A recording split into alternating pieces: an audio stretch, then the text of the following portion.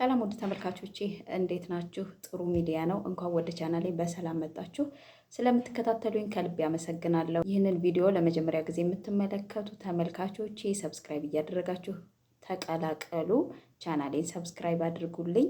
ላይክም እያደረጋችሁ ብዙ ሰው ጋር እንዲደርስ አድርጉልኝ። እስኪ ላይክ አድርጉልኝ። የምትመለከቱኝ ሁሉ ላይክ እያደረጋችሁ ቻናሌን አበረታቱልኝ። ወደ ዛሬው ቁም ነገር ስገባ ሰሞኑን ትሬንድ የሆነ ነገር አለ። በኮሜዲያን ያሲን እየሞከርኩ ነው በሚል የተሰራ የብዙዎቻችን የኢትዮጵያውያንን ኑሮ የገለጸ ነው። ድምፅ የሆነን ስራ ነው እያሉ ብዙዎች ትሬንድ እያደረጉት ነው።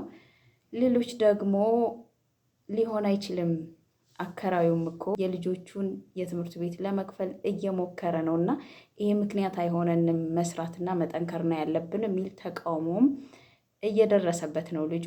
አብዛኛውን ግን ድምፃችንን ነው የተነፈስክልን፣ ሁላችንም ያመቅነውን ነገር ነው እያወጣህ የተናገርክልን የሚሉ አሉ።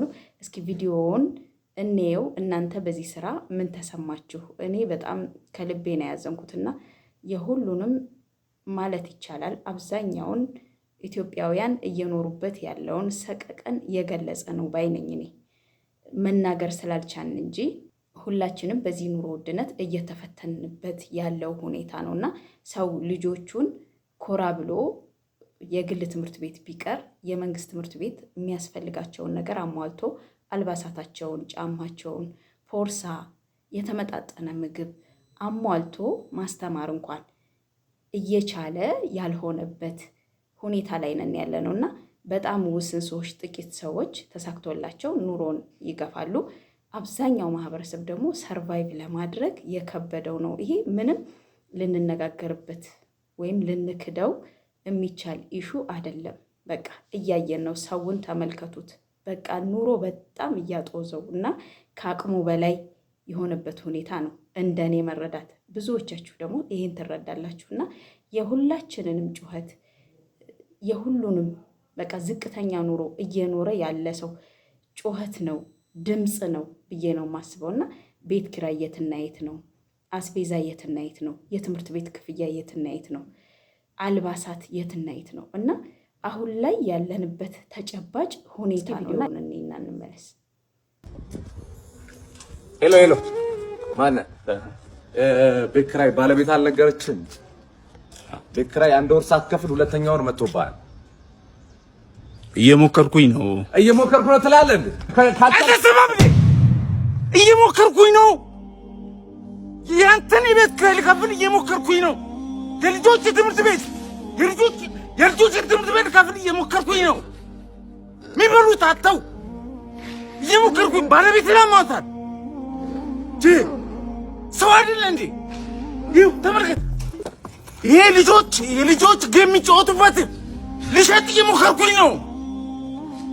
አስብ እንጂ ሁሉም ሰው እየሞከረ ነው። በዚህ ሰዓት እጁን አጣጥፎ የተቀመጠ ሰው አለ እንዴ?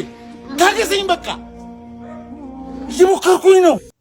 ኑሮን ለማሸነፍ ግዴታም ስለሆነ ይሞከራል። በቃ እየሞከርኩ ነው። የእውነት በቃ ሪያሊቲ ነው። ይሄ ያለ ነገር ነው፣ መሬት ላይ ያለ ነገር ነው እና ጥቂት ሰዎች ስለተቃወሙት እኔ በበኩሌ ትክክል ናቸው አልልም። በቃ ሪያሊቲ ነው፣ ያለ ነገር ነው። ግን ደግሞ እየሞከረም የማይሳካበት ሁኔታ ነው። በፊት እኮ አንድ ሰው ጠንክሮ ከሰራ ገንዘብ ያገኛል፣ ይሳካለታል። አሁን ግን ስለሰራችሁም ስለጠነከራችሁም ስኬት የለም። በቃ ምን እንደሆነ አላቅም። ኑሮ ከአቅማችን በላይ ተለጥጦ እዚህ ደርሷል። ሙሉ ጊዜያችሁን ሙሉ መስዋዕት አድርጋችሁ ብትሰሩ እንኳን የሰራችሁበትን ያክል ክፍያ የሰራችሁበትን ያክል ዋጋ የማይገኝባት ሀገር ሆናለች ማለት ነው። አብዛኛው ደግሞ ቤት ያለው ህዝብ አይደለም ያለን፣ ተከራይ ነው። ቤት ካለው ሰው የበለጠው ተከራይ ነው። በአንድም በሌላ መንገድ ቤት የመስራት ወይም ደግሞ የተመቻቸ የአሰራር ስርዓትም ስለሌለ ዝቅተኛ ነዋሪ ቤት መስራት አይችልም። በትንሹ ኮንዶሚኒየም ቤት እንኳን ልደራጅና ልስራ ቢል መክፈል የማይችልበት ሁኔታ ነው አሁን ላይ ያለው እና እንዲህ ነው። በቃ ትክክል ነው። እየሞከርን ነው፣ ሁላችንም እየሞከርን ነው። ይሄንን ጊዜ በሰላም ያሳልፍልን። ሀገራችንን ከዚህ ሁሉ ውጥንቅጥ አላህ ያውጣልን፣ ከጦርነት ነፃ ይበለን ነውና ይሄንን አለመቀበል አይቻልም ነው። እስኪ ደግሞ ከዚሁ ጋር ተያይዞ የሆነ ወጣት ምን እያለን እንደሆነ እንስማና እንመለስ።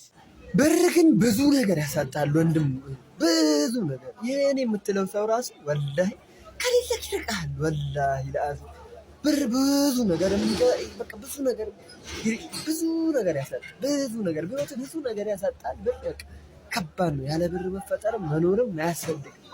ወላሂ ከባድ ነው። ብዙ ነገር ያሳጣል። ብዙ ነገር የራስ የምትለውን ነገር ነው የምታጣው። ገባህ አይደል? ብዙ ነገር አንተ ባልፈለግከው መንገድ ነው ነገሮች ሁሉ የሚሆኑት እና ብር ብዙ ነገር ያሳጣል። ገባህ አይደል? 20ዎቹና 30ዎቹ ያላችሁ ወጣቶች ሴትም ሆናችሁ ወንዶች ብር መሰረታዊ አስፈላጊ ነገር እንደሆነ አምናችሁ በዚህ እድሜ መያዝ እንዳለባችሁ ነው የምመክራችሁ።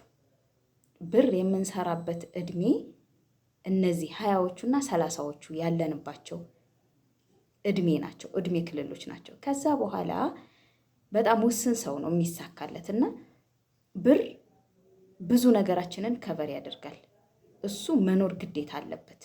ከጤና በመቀጠል ብር ወሳኝ ነገር ነው እና ብር ከሌላችሁ ብዙ ነገር ነው የምታጡት። ብዙ ነገርም እያጣን ነው።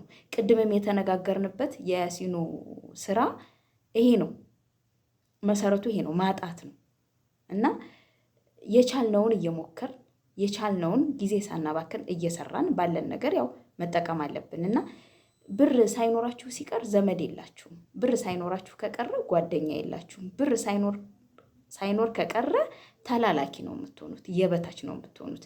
ምን ብታምሩ፣ ምን እድሜያችሁ ያንግ ቢሆን ትልቅ ሰውን ብትሆኑ ሰው እናንተን ተላላኪ ከማድረግ ወደኋላ አይልም። በቃ ብሰሩ ራሱ ብር ከሌላችሁ እከሌ እኮ ነው የሰራው አይሏችሁም፣ ተላላኪ ስለሆናችሁ ማለት ነው እና እድሜያችሁ ትልቅ ሆኖ ራሱ የበታቾቻችሁ ያዟችኋል። በጉዳዮቻቸው ላይ ለማዘዝ እናንተን ተላላኪ ለማድረግ የሚቀድማችሁ የለም። ለምንድን ነው? ብር ስለሌላችሁ። ጓደኛ የላችሁም፣ ቤተሰብ የላችሁም፣ ክብር የላችሁም እና በተቻለ መጠን ብር መያዝ መቻል አለብን። ሰዓታችንን እያብቃቃን ምንም የምናባክናት ጊዜ ሳትኖር ለራሳችን ለአይሻችን የሚቻለንን ያክል መስራት አለብን እና ሰዎች ስትሄዱባቸው ራሱ ሰላምታ ለማድረግ እንኳን ብትሄድ ወይም ብትሄጂ የሆነ ነገር ፈልጋ መጣች ነው የሚሏችሁ። ፊት ይነሷችኋል። ብር ያለው ሰው አጃቢው ብዙ ነው አይደል? ብር የሌለው ሰው ደግሞ የሚልከው ሰው፣ የበታች የሚያደርገው ሰው፣ ክብሩን ዝቅ የሚያደርገው ሰው ይበዛል። ብር ያላቸው ሰዎች አጃቢ እንዳላቸው፣ ብር የሌላቸው ሰዎች ደግሞ ተላላኪ ነው የሚሆኑት። የፈለገ ቅርብ ቤተሰባችሁ ቢሆን እንኳን እናንተን አይሸከማችሁም፣ ይሰለቻችኋል። በቃ ምን ጊዜ ስትሄዱ ለእነሱ እንኳን ጥቅም ብላችሁ ስትሄዱ ልትላላኩ የበታችሁ ናችሁ ነው የምትኖሩት ማለት ነው እና ብዙ የምናስቀምጠው ገንዘብ ብዙ የምናካብተው ሀብት ባይኖረንም ራሳችንን ከሰው ፊት የሚጠብቀን ስራ መስራት አለብን። በቃ ገንዘብ ማግኘት አለብን። በተለይ ወጣቶች እዚህ ላይ መሟሟት አለባችሁ። ምንም ይሁን ምን ስራ ሳትንቁ የቀንም ስራ ሰርታችሁ የምሽትም ስራ ሰርታችሁ ራሳችሁን ከሰው ፊት ለመጠበቅ መሞከር አለባችሁ። ከሱስ ራሳችሁን ማውጣት አለባችሁ። በቃ አባቴ የያዘ ነው አሸናፊው፣ የያዘ ከኋላው ተሳቢ ያለው ሰው ነው፣ ብር ያለው ሰው ነው ዘመኑን እየመራው ያለው። እውቀት ያለው ወይም ደግሞ ብዙ ዘመድ ያለው ወይም ደግሞ ችሎታ ያለው ሰው አይደለም፣ ብር ያለው ሰው ነው። ስለዚህ ብር ሊኖረን ይገባል።